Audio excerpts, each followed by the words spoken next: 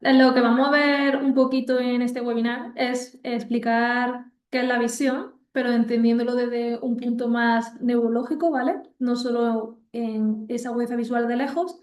Y vamos a explicar también la terapia visual y con un pequeño caso clínico que yo creo que siempre es más fácil entenderlo.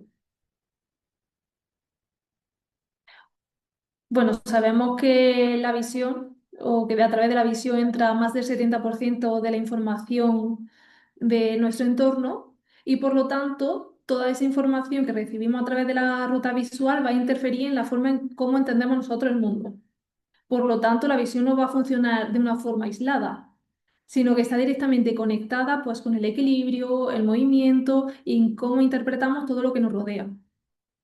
De hecho, el sistema visual está continuamente integrando toda la información con el resto de los sentidos para poder orientarnos, movernos y dar una respuesta a, a todos esos estímulos. Podemos explicarlo con el modelo de los círculos de Skeffington, no sé si los conocéis.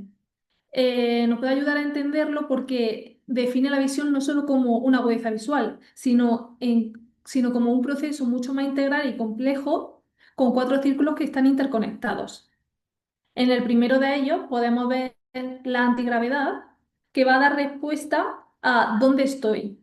Ahí entra toda la parte del sistema vestibular y propioceptivo, es decir, la visión se conecta con todo el sistema vestibular y propioceptivo para entender dónde estamos situados espacialmente. Para luego en el siguiente círculo, que sería el círculo de centrado, que nos va a decir dónde están los objetos. Es la capacidad que tiene nuestro sistema visual, es decir, de dirigir nuestro ojo hacia un objeto específico para poder fijarlo y fusionarlo. Aquí va a entrar toda la parte de movimientos oculares, binocularidad, para darnos la respuesta a la pregunta de ¿dónde está? En el siguiente círculo, que es este de aquí abajo, vamos a empezar a identificar, a saber qué es y cómo es. Aquí entra en juego la interpretación de detalles, colores, formas y vamos en este círculo a integrar toda la parte de agudeza visual, enfoque, incluso de memoria, porque tenemos que recordar ese objeto para en un futuro, una vez que lo veamos, poder saber, poder identificarlo. Para en el último círculo vamos a darle un nombre, es decir, aquí ya el sistema visual se integra con la parte del habla y de la audición. Vamos a organizar toda esa información visual, le vamos a dar un significado conceptual y vamos a comunicarlo. Como hemos dicho, nuestro sistema visual está íntimamente ligado con nuestra parte vestibular, es decir, con el equilibrio. Si comparamos el equilibrio con un taburete, podríamos decir que la base de arriba del taburete sería el equilibrio y las tres patitas van a ser nuestro sistema vestibular, que nos va a decir dónde estoy, va a situar nuestro cuerpo, nuestro sistema visual, que nos va a organizar con respecto al entorno, es decir, nos va a decir dónde está todo el entorno con respecto a nosotros, y nuestro sistema propioceptivo, es decir, toda la parte de musculatura, que va a poner en juego esa fuerza o va a decir qué cantidad de fuerza va a requerir mi músculo para poder mantenerme erguido o incluso para subir un escalón. Si mi taburete, una de las patitas está coja, va a tambalear un poco. Por lo tanto, es súper importante trabajar siempre nuestro sistema visual en consonancia con el resto de sistemas, es decir, vestibular, propioceptivo, para poder crear una base mucho más sólida.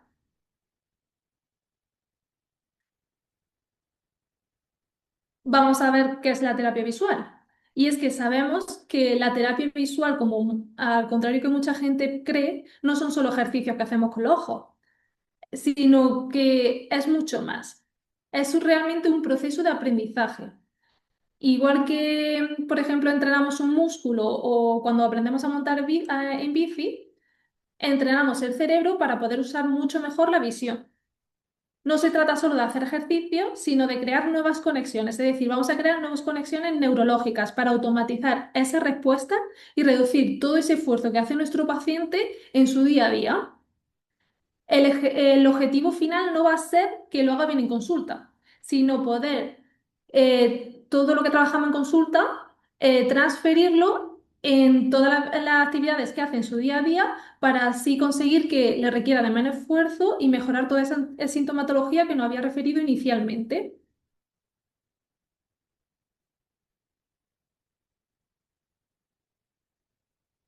Por lo tanto, si comenzamos a entender la visión como un proceso de aprendizaje, entonces va a dar sentido a que la visión no es solo los ojos, sino que vamos a tratar muchos más problemas visuales. Porque el sistema visual está implicado en muchas más cosas, como en la atención, cómo leemos, cómo comprendemos lo que leemos, incluso cómo nos movemos en todo el entorno, toda esa organización espacial. Por eso en consulta no solo vamos a hacer que el paciente vea bien, sino que vamos a conseguir que se canse menos al leer, se pierda de línea, tenga menos dolores de cabeza, le cueste menos concentrarse o incluso que mejore todas las dificultades que tiene o todo ese rendimiento escolar o incluso laboral. Muchas veces los problemas, como hemos dicho, no están en el ojo, sino que está en cómo el cerebro está utilizando esa parte de la visión.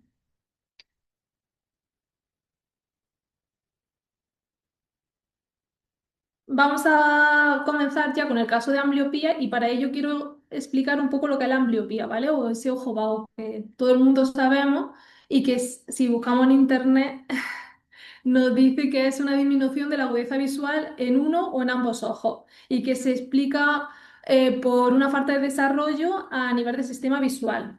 Es decir, el ojo está sano, pero su cerebro no ha aprendido a usarlo correctamente.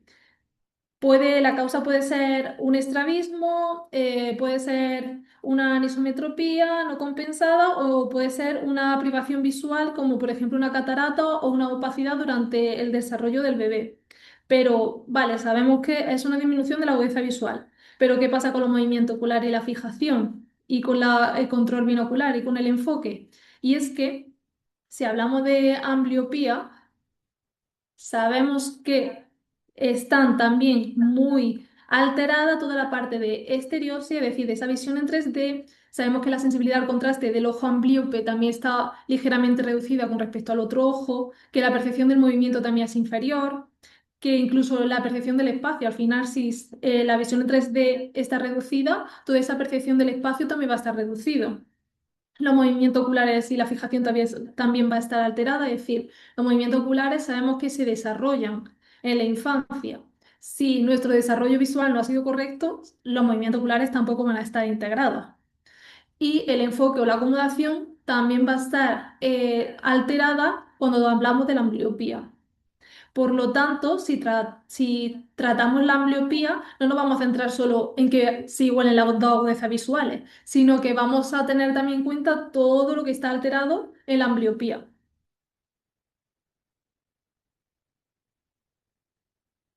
Para comenzar con la terapia visual, hay que tener en cuenta como una especie de claves, ¿vale? Lo primero que tenemos que hacer es partir de una evaluación y una base clínica establecida, es decir, tenemos que haber hecho una buena valoración, tener una buena anamnesis completa y un examen visual bien hecho y súper importante entender todo lo que hemos encontrado. Si hemos encontrado un error refractivo, una anisometropía que no ha sido corregida, lo primero que tenemos que hacer es corregirlo. Si hay una anisometropía, lo preferible es con lente de contacto, ya que sabemos que con la gafa la diferencia de imágenes a nivel de retina, es decir, la diferencia de tamaño, no va a interferir luego a la hora de trabajar toda esa parte de fusión. Es decir, necesitamos siempre como igualar las dos habilidades de los dos ojos. Por lo tanto, siempre antes de empezar la terapia y encontrarnos con algún error refractivo que no está compensado, debemos compensarlo. Y a partir de ahí empezamos a definir todos los objetivos claros, no solo los terapéuticos, sino que tenemos que tener también en cuenta todos los objetivos del paciente y del entorno del paciente. Al final vamos a trabajar con niños.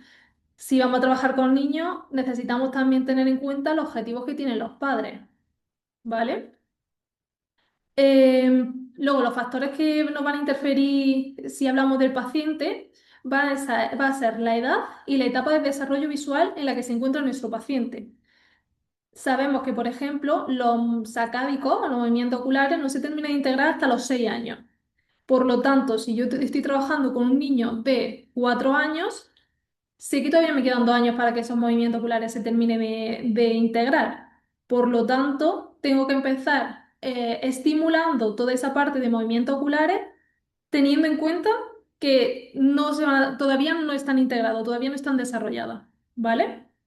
O también tenemos que tener en cuenta toda esa edad y toda esa etapa de desarrollo para la hora de seleccionar juegos, a la hora de, sobre todo, llamar la atención de ese paciente. Necesitamos un nivel de comprensión y de cooperación, es decir, necesitamos que nuestro paciente entienda lo que estamos trabajando. Yo siempre también intento como darle el significado en su día a día, porque muchas veces sí, yo sé que quiero trabajar el enfoque, pero ¿en qué se te va a traducir a ti en tu día a día? Porque si no sabe en qué se le va a traducir en su día a día, va a pensar que no sirve para nada. Hay que tener también en cuenta todos los antecedentes que nos encontramos, sobre todo si hemos tenido limitación a nivel de su desarrollo, y necesitamos también mucha motivación. Por lo tanto, yo siempre cuando empiezo la terapia marco objetivos con mi paciente. Es decir, quiero que me diga qué cosas quiere conseguir trabajando la parte visual, porque si no tenemos motivación, la terapia visual no va a tener un gran avance o todo el avance que nosotros queremos.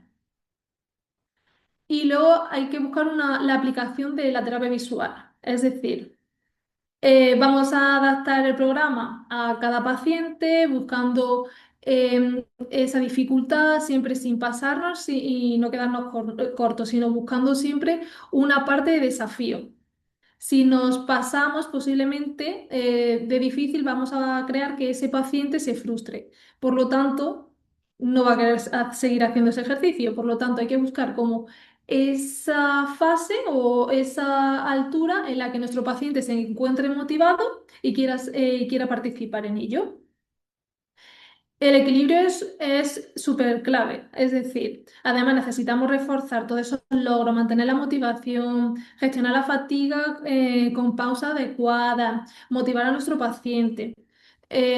¿Dónde puedes subir a un nivel mucho más experto? Pues ahí tienes tú también que leer un poco a nuestro paciente. Es decir, tenemos que ir buscando subir poquito a poco toda esa demanda de lo que queremos conseguir con nuestro paciente, lo que hemos dicho antes, sin llegar a que el paciente se frustre. Por lo tanto, la terapia visual no es algo lineal, sino que es un proceso muy dinámico que se adapta constantemente a las respuestas que vamos a obtener de nuestro paciente durante las sesiones. Normalmente podemos separar la fase de la terapia visual en tres: en una fase más monocular, en una fase biocular o en una fase binocular. En la fase, bueno, vamos a ir explicándolas poquito a poco y por separado cada una de ellas, ¿vale? Si hablamos de la fase monocular, lo que vamos a trabajar previamente es toda la parte propioceptiva. Necesitamos que nuestro paciente sienta su ojo. Vamos a buscar que note qué fuerza hace cuando converge, que note que cuando diverge relaja, que note cómo se mueve en su ojo, que note también cuando enfocamos también que hace más fuerza, ¿vale? Es decir, lo que vamos a intentar buscar es que nuestro paciente sienta lo que hace en su ojo. Tenemos que trabajar también esa localización. Al final pensar que la localización se hace por la vía visual. Yo sé a qué distancia está un objeto gracias a la cantidad de convergencia y enfoque que hace en mi ojo. Y esa localización inicialmente se desarrolla en las principales etapas del desarrollo de los niños, cuando los niños cogen las cosas y se lo acercan a la boca.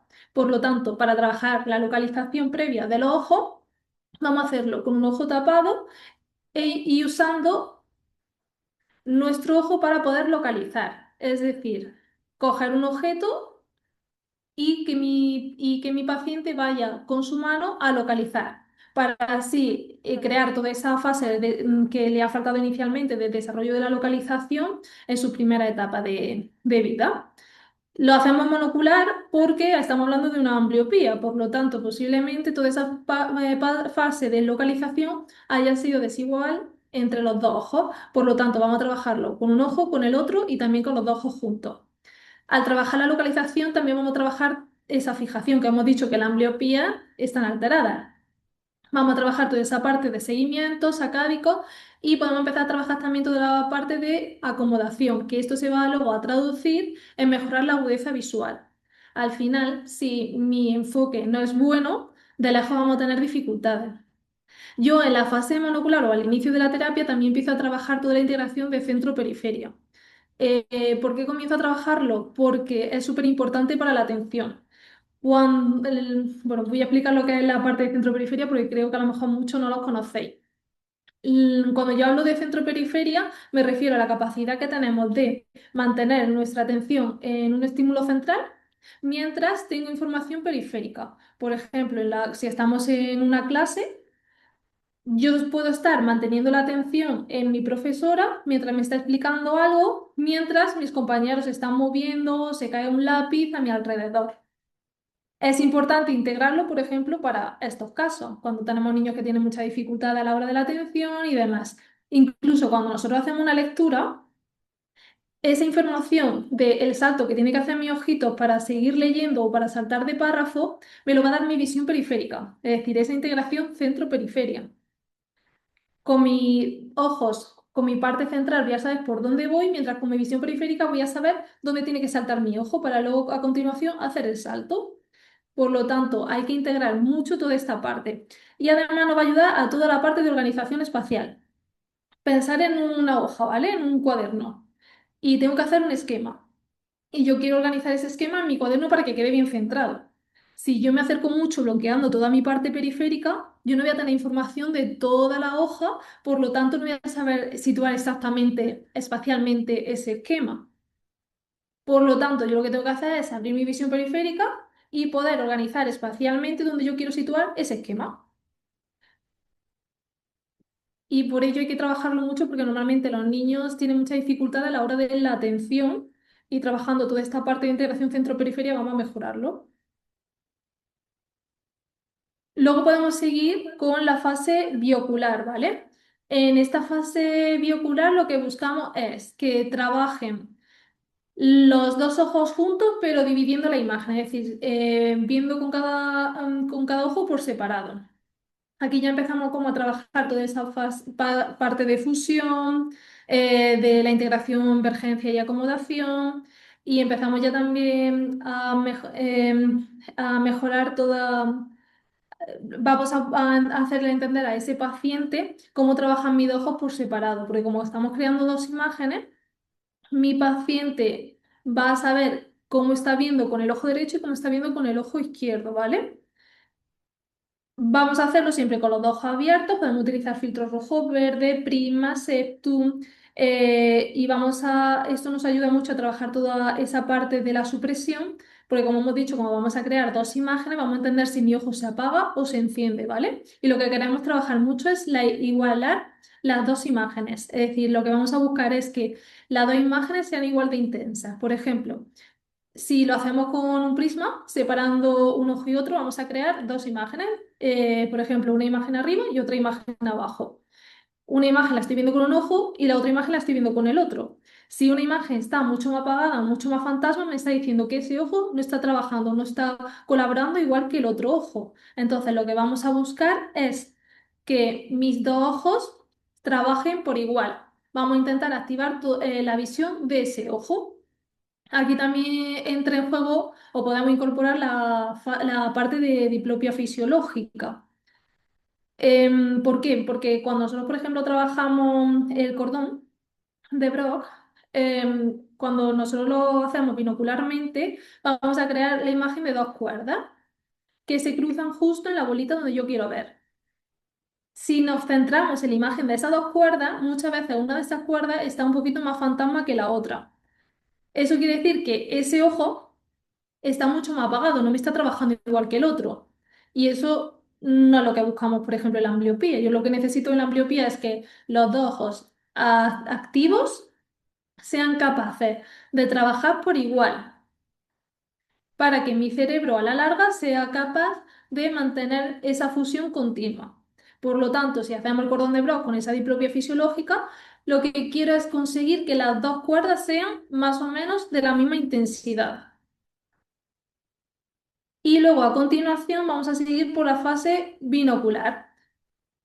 Vamos a trabajar mucho esa integración de divergencia y acomodación con vectogramas. Podemos trabajar ya aquí también los flotadores y aquí conseguiremos mejorar toda la parte de estereopsis, visión en 3D, ¿vale? Aquí, importante, buscar esa automatización para que en su día, para poder luego todas esas mejoras plasmarlas en su día a día. Vamos a intentar subir las demandas, que sea capaz de mantener esa fusión con las demandas que le añadimos, incluso, por ejemplo, caminando, así añadimos también esa parte más vestibular, con giros. Es decir, lo que más vamos a intentar es que todo lo que hemos conseguido en la parte de biocular y en la parte de fusión que se mantenga, incluso aumentando las demandas. También podemos añadir también demanda cognitiva, es decir, por ejemplo, si he trabajado toda la parte de fusión a la hora de mover nuestro ojo, también quiero que cuando estoy leyendo esa fusión se mantenga. Y yo cuando estoy leyendo requiero de una demanda cognitiva para poder entender el texto. Por lo tanto, hay que intentar integrarle muy bien toda esa parte de fusión para que se mantenga incluso cuando estoy una hora estudiando. ¿Para qué? Para que luego no tenga tanta fatiga visual cuando he terminado de trabajar, leer o estudiar. Al final lo que buscamos es esa automatización para que en su día a día nuestro paciente no tenga tanta fatiga y se disminuya toda la sintomatología. Por lo tanto, como reflexión final y para terminar, hay una idea clave que quiero que nos llegue, y es que nuestro sistema visual se desarrolla, se entrena y puede mejorar. La terapia visual no actúa solo sobre los ojos, sino que actúa directamente sobre el cerebro. Vamos a generar cambios reales, vamos a crear nuevas conexiones para que todos los cambios que hemos conseguido se mantengan con el tiempo. Al final, crear ese aprendizaje hace que los cambios luego no desaparezcan. Vamos a crear también, vamos a ir subiendo también toda esa demanda a lo largo de nuestra terapia para que se creen todas esas nuevas conexiones y se puedan mantener con el tiempo. La eficacia del tratamiento depende de la evaluación, de la adherencia y de la motivación. Es decir, partimos de una buena evaluación, de haber entendido que hemos encontrado en la valoración y de una motivación de nuestro paciente. Es decir, queremos que nuestro paciente entienda que trabajando va a crear cambios en su día a día que le están afectando. Y también sabemos que existe plasticidad cerebral a cualquier edad. Por lo tanto, no existe una edad límite para poder conseguir cambios, para poder hacer la terapia, ya sea en niños, en adultos, en personas mayores. La terapia visual, sabemos que cuando somos pequeños vamos a crear conexiones mucho más fácilmente, pero siempre se puede mejorar, siempre hay capacidad de mejora, entendiendo dónde está nuestro límite y que sobre todo eso lo vamos a ver cuando hacemos la valoración inicial. Y no sé si tenéis alguna duda. Ya estoy por aquí otra vez.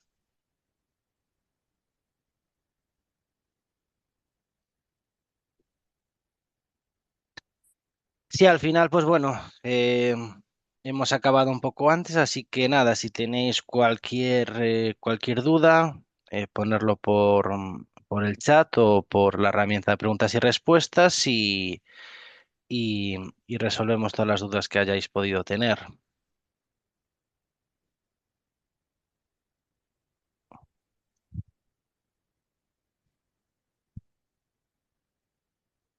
Mm, Pues mira, tenemos por aquí. Si cuando nos pregunta Aida que si cuando se acaba terapia su ojo es amblíope, disminuye la agudeza visual, ¿qué aconsejas? A ver, realmente cuando hacemos la terapia, o por lo menos yo cuando hago terapia visual con con una persona que tiene una ambliopía, Para mí es mucho más importante conseguir un sistema visual o una fusión mucho más estable a que mis ojos vean el 100%. Prefiero que tenga una buena binocularidad, una buena acomodación, una buena emergencia, buenos movimientos oculares, a que mis ojos vean el 100%, porque aunque me tape un ojo, me tape el otro, y vea el 100% con un ojo y vea el 100% con el otro, si luego no hay una buena fusión, va a seguir habiendo sintomatología. Entonces, es más importante que sea mucho más estable su sistema visual a que consiga ese 100%. No sé si he resuelto la duda. Pues a ver qué nos dice Aida. Mm, mm, mm. Vale, voy a mirar. Mientras esperamos alguna pregunta, voy a aprovechar y os voy a dejar por el chat eh, información del curso que ha desarrollado María José. Así le podéis echar un vistazo. Si os interesa, pues nada, nos avisáis si alguien del equipo pues os indica, os informa, pues bueno, fechas, horas, etcétera. Francisco Javier, mira, tenemos una pregunta de Francisco Javier. Comenta si puedes contar un poco más sobre qué materiales utilizas y cuáles son tus preferidos. Pues, por ejemplo, depende un poco de la fase. Al final lo que busco son sobre todo juegos. Si trabajamos, por ejemplo, localización, pues trabajo con puntero y anilla, trabajo también, por ejemplo, con cuentas, con pelotas, encestar, con sacos. Siempre sí que es importante trabajar con un parche. Yo siempre utilizo parche translúcido porque lo que quiero es que siempre a los dos ojos le entre información. Por lo tanto, con ese parche translúcido lo que hago es bajar el enfoque o la agudeza visual de ese ojo, pero no estoy eliminando la imagen de ese ojo. Y ahí sí podemos trabajar la localización con los ojos por separado. Y luego también, por ejemplo, para trabajar visión periférica, pues con globos, pelotas, carta de Hart, trabajar movimientos oculares. Al final, siempre con carta de Hart siempre es mucho más aburrido, pero hay muchos juegos como, por ejemplo, el Panilab, que es súper divertido y que también ahí trabajo muchos movimientos oculares. Todo lo que sea de rastreo, el lince. También estás trabajando movimientos oculares. Luego sí que es cierto que para trabajar la fusión pues tienes que trabajar con vectogramas, pero podemos trabajar también con fijaciones dobles, es decir, con primas, y ahí puedes añadir también pinchito y anilla, puedes añadir también que vaya a infestar cuentas, que vaya a infestar una pelota o un saco, incluso con un rebotador grande, separar dos imágenes que intente igualar las dos imágenes y que vaya a ese rebotador arriba y a ese rebotador abajo. Entonces, siempre lo que intentamos buscar son como cosas más dinámicas, dependiendo siempre del paciente, para poder conseguir esa conexión del paciente.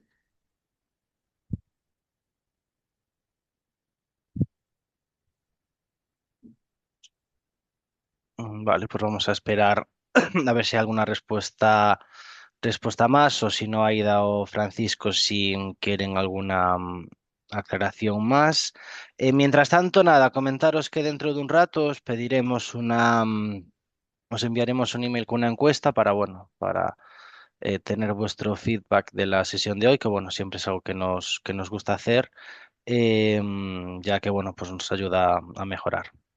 Nada, Francisco, pues nada, te comenta que nada, gracias, que le pareció muy interesante el webinar. Entonces, nada, vamos a esperar un minuto más.